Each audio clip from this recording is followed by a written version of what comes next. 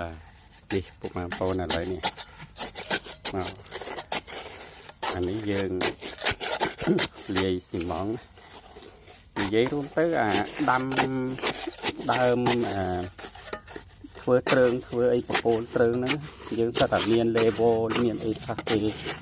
វាត្រឹមត្រូវណាពុកម៉ែបងប្អូនបាទនេះ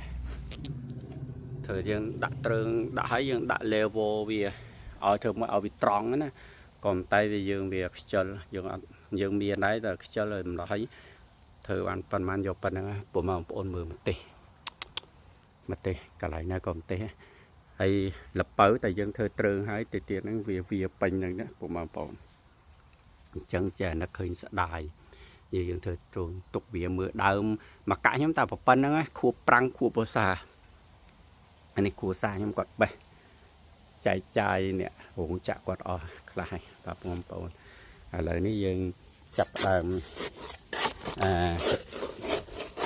ដាក់ដីដាក់អីបន្តណាបងប្អូនបាទនេះប៉ុណ្ណឹង